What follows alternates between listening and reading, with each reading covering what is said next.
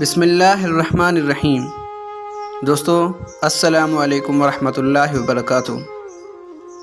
दोस्तों वीडियो के शुरू करण खां पहिरीं जेकॾहिं तव्हां मुंहिंजे यूट्यूब चैनल के अञा ताईं सब्सक्राइब नाहे कयो त सब्सक्राइब कयो ऐं बेल आइकॉन के ज़रूर दबायो तां त अगली नई वीडियो जी नोटिफिकेशन तव्हां ताईं पहुची सके।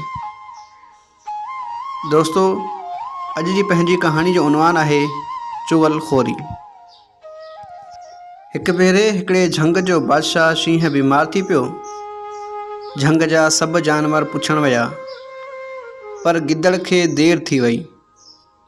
तंहिं ते बगड़ शींहं खे चुगली हणी चयो त फिलाणो गिदड़ केॾो मग़रूर आहे, तव्हांखे सभु पुछण आया आहिनि पर गिदड़ कोन आयो। तंहिं ते शींहं कावलजी पियो ऐं चयईं त जे आयो त शिकार कंदोसांसि। गिदड़ खे वञी किन संगतियुनि उहा ॻाल्हि ॿुधाई। गिदड़ हिकु अटकल सोचे शींहं वटि वियो ऐं वञण सां वञी शींहं जे पेरनि ते किरी पियो।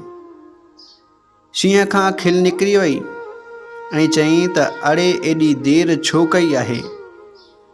गिदड़ शींहं खे जवाबु ॾिनो त साईं गुस्ताखी माफ़, ख़ुदा अव्हां खे सिहत बख़्शे। मूं सोचियो त साईं जन ॾे वञा थो त छो न अव्हां लाइ दवा पुछो वञा। दवा जो ॾस मिलियो आहे त बगड़ जी टंग जे गोॾे वारी हॾी में जेका मिख आहे उहा खाईंदो त चाक थी वेंदो।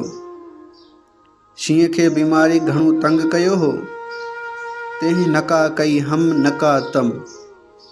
बगड़ खे चंबो हणी मारे खाई छॾियईं। गिदड़ टिप ॾेई वठी भॻो ऐं झंग ई छॾे वियो। तो दोस्तों ॾिठो त चुगली जो अंजाम छा थियो।